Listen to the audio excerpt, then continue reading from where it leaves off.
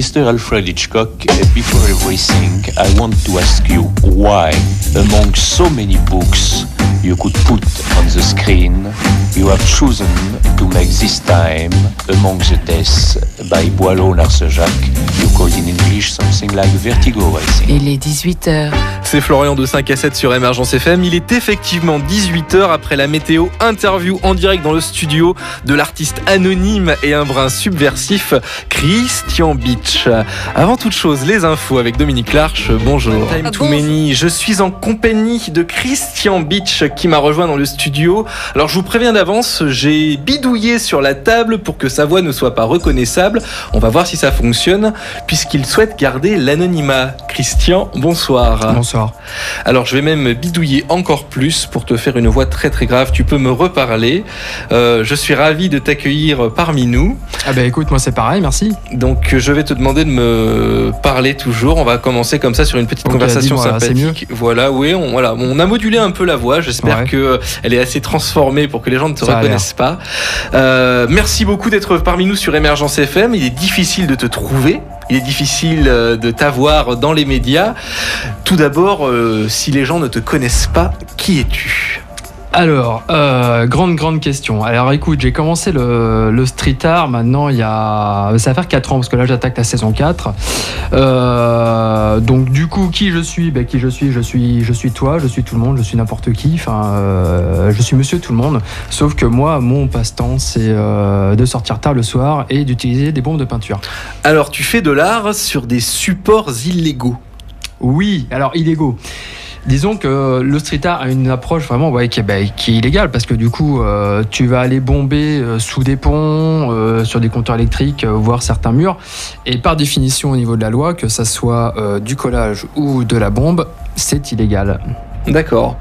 Et donc tu viens de dire collage, tu viens de dire bombe, tu viens de dire que tu faisais de l'art dans la rue.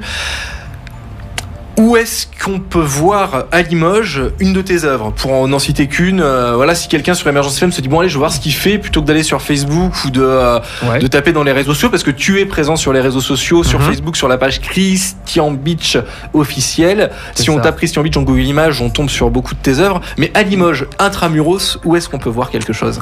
Alors il en reste quelques-unes parce que automatiquement il y en a beaucoup qui ont été effacées, voire dégradées.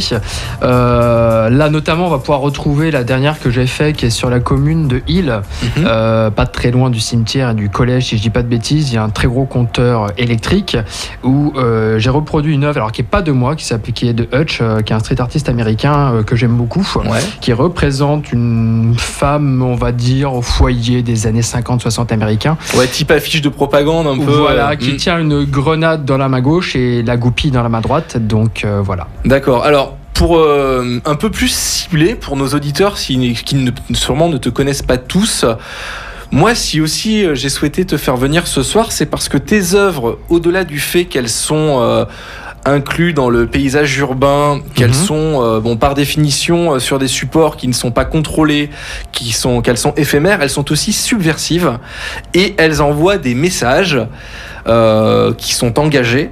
Ouais. Et très clairement, sur Émergence, on aime ça. Alors, ça me fait plaisir ce que tu dis, parce que par exemple, tu vois, il y a une autre œuvre que j'ai rebondir par rapport aussi à l'autre question que tu m'as dit tout à l'heure. Au bord de la Roca, il y a un endroit où on peut acheter, il y a une boulangerie, puis ils vendent des poulets frits et tout ça. Ouais. Et c'est un des premiers panneaux publicitaires lumineux qui a été mis. Ces fameux maintenant panneaux publicitaires vidéo. Et ça m'a saoulé grave, parce que moi, je me bats justement contre la pub. Il y a trop de pubs aujourd'hui. On paye des impôts, c'est pas pour avoir de la pub dans les quartiers. Et j'ai fait un manchot qui est en train de couper une prise électrique, qui est juste sur qui est sur le mur, juste en dessous de ce panneau lumineux.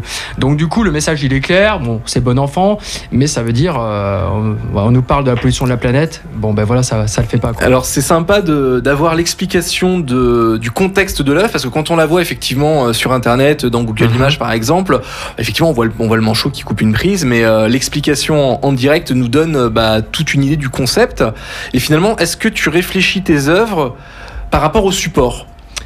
Alors, je vais travailler sur 2 axes. Des fois, j'ai une idée de l'œuvre, mais j'ai pas forcément le lieu. Ou à l'inverse, des fois, j'ai le lieu et après, je cherche l'œuvre. D'accord. Après, moi, je fonctionne vachement. Je suis très épidermique, c'est-à-dire que je vais fonctionner à l'impulsivité. Voilà, le jour où je suis passé devant ce panneau qui venait juste de l'installer, ça a fait clic tout de suite. Le soir même, c'était installé parce que tout de suite, je m'y suis mis parce que c'était plus fort que moi.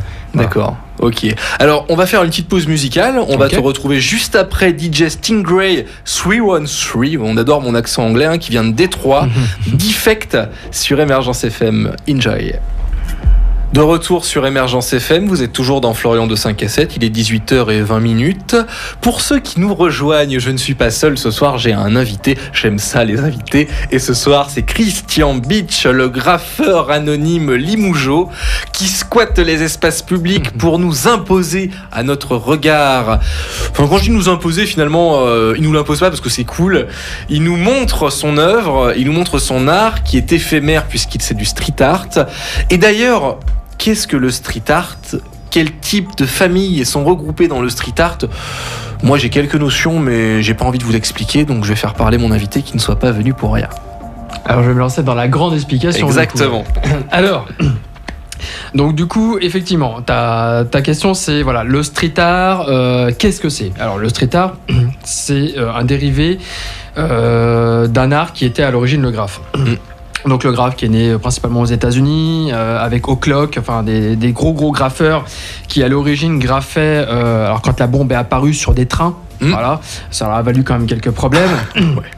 Au passage, il faut savoir que la plus grande zone aux États-Unis, qui est à New York, qui est un peu le berceau du Graal, le berceau du graphe, elle va être rasée là prochainement pour faire des centres commerciaux.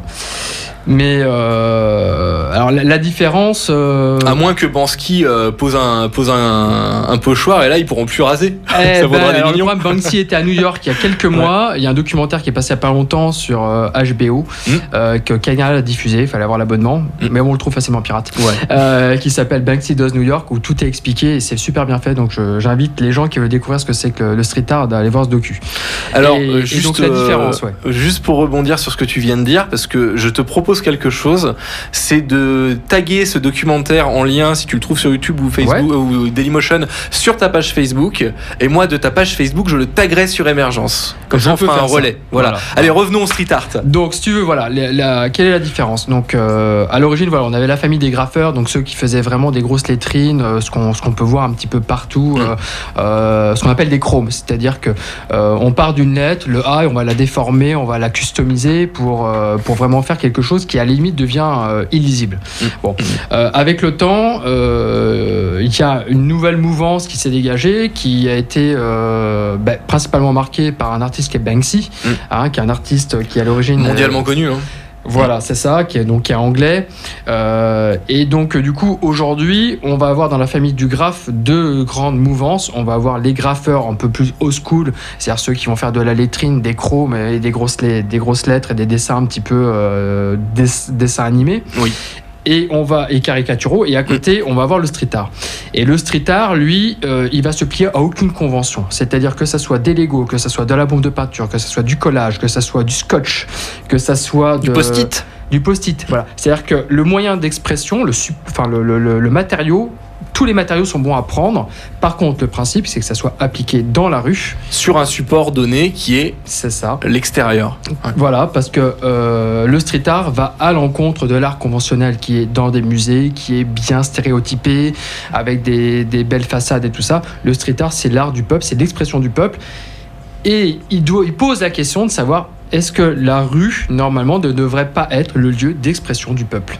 C'est une vaste question quand on voit que dorénavant les œuvres de Banksy sont sorties de la rue, on démonte les murs et on les remonte dans des galeries d'art pour les vendre. C'est ça. On élève le street art dans la galerie au rang d'œuvre d'art qui est à ce moment-là palpable, monnayable. Il y a un détournement commercial, c'est un peu dommage et ça va faire une transition parfaite sur le morceau qui suit parce qu'on va faire une petite pause musicale.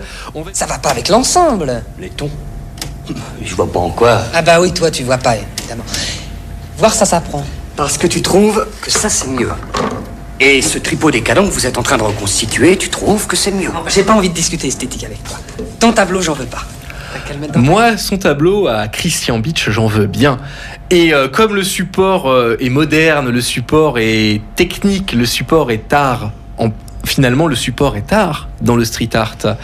Le street art, l'art contemporain, un extrait du film Prof, programme télévisuel, lien avec les trois frères qui est passé il y a 2 ou 3 jours, je sais pas, dans le tube moderne.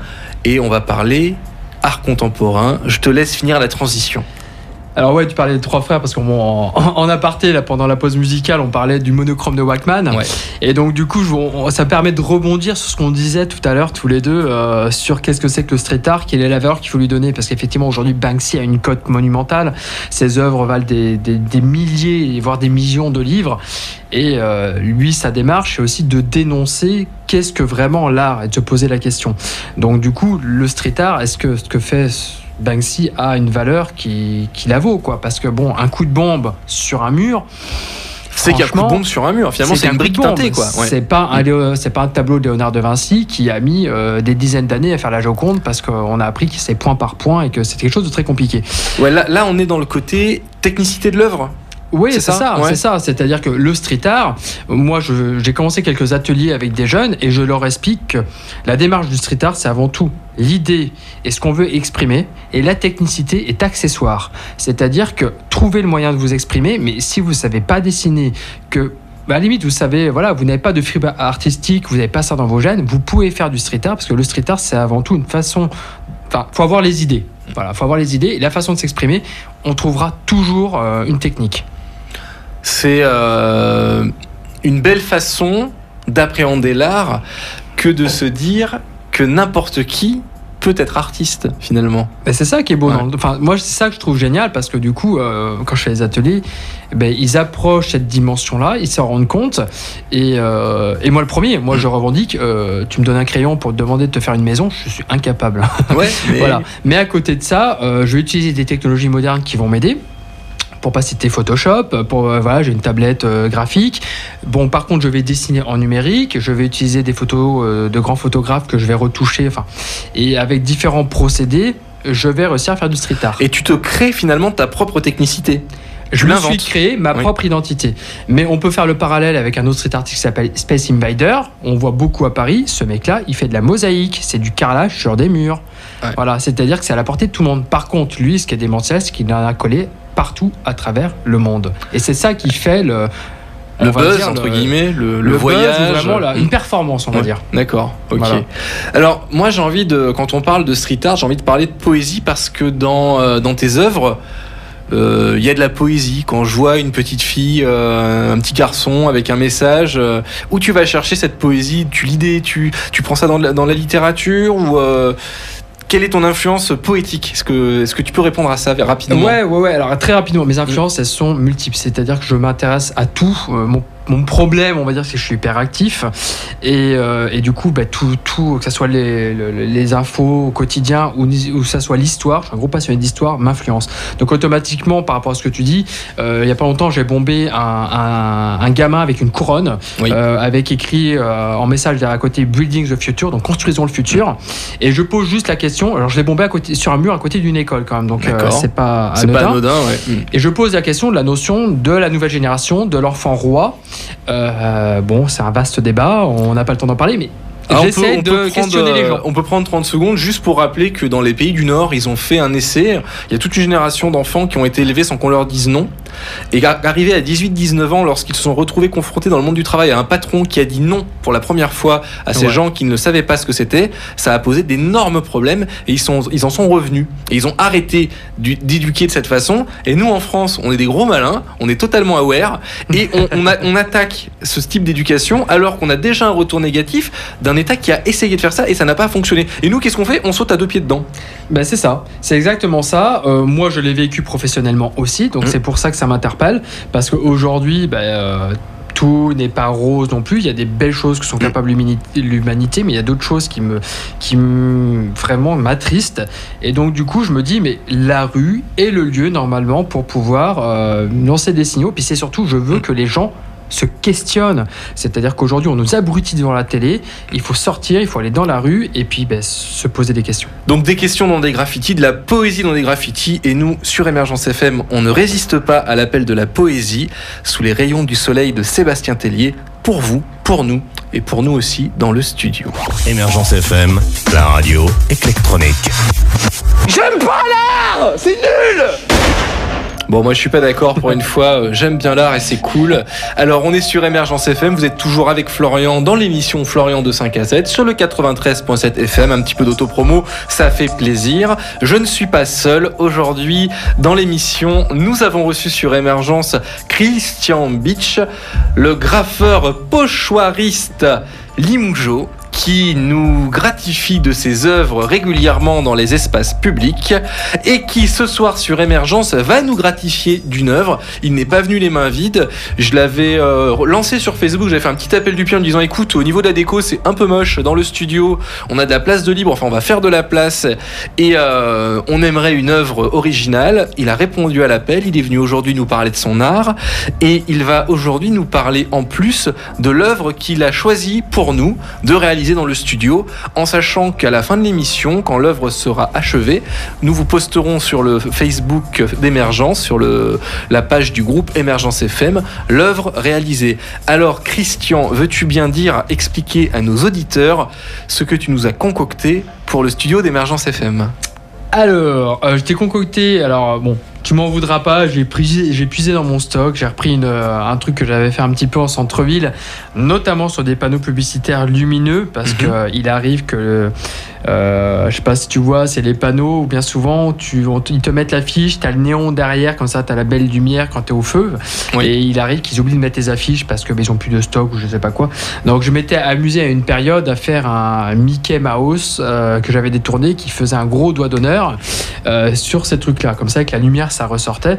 Donc je t'ai amené ça parce que du coup je savais pas les volumes que t'avais et là je me rends compte qu'il y a un potentiel un peu plus large, mais bon ça sera le premier puis je reviendrai. Ah, avec plaisir. Voilà, et donc là on est vraiment dans l'œuvre, on va dire purement ludique, c'est Mickey Mouse, donc le petit bonhomme des enfants qui est gentil, qui est bien poli et qui surtout ne fera aucun écart pour on va dire vexer ou choquer personne. Donc là il fait un gros fuck et en plus mon Mickey, cette œuvre s'appelle Tout est dans le détail. Parce que mon Mickey, quand il fait un fuck, si on regarde bien l'angle entre son pouce et son index, ou son index, oui. Je crois, si je dis pas de bêtises, a 3 petits points. Et je rappelle, pour ceux qui ne savent pas, qu'en général, quand on a 3 petits points, ça veut dire qu'on a pu faire de la zonzon. C'est ça, voilà. C'est le mort aux vaches, mort aux condés, les enfants de Cayenne à base de la sûreté. Voilà, donc du coup, c'est juste un petit peu, on va dire, c'est potache. Voilà, et puis c'est le petit clin d'œil aussi à l'alterculture, à la symbolique, parce que finalement, le support dans l'art, il y a aussi le tatouage. Ouais. Et on a un street arteux qui tatoue ses pochoirs. C'est quand même beau. Je te remercie beaucoup d'être venu parler avec nous sur Émergence. Merci à toi. On va te laisser travailler. Ouais. Je vais retourner à ma programmation classique et au fur et à mesure, on va poster en images en ligne directement le déroulé de l'œuvre. Merci beaucoup, à très vite. Je te remercie de ton accueil. Je vais faire en sorte que tu reviennes rapidement pour parler de sujets autour de l'art, avec pas plaisir. Forcément du street art, mais de l'art en général, puisque tu as en off une discussion très riche qui m'interpelle et qui me dit que les auditeurs peuvent aussi en profiter sur des chroniques ou sur des invitations comme ça un peu plus développées. On va prendre la prochaine fois le temps de discuter plus longuement. Merci à toi, à très vite sur Émergence et je te laisse travailler. On rejoint tout de suite la prog classique de Florian de 5 à 7.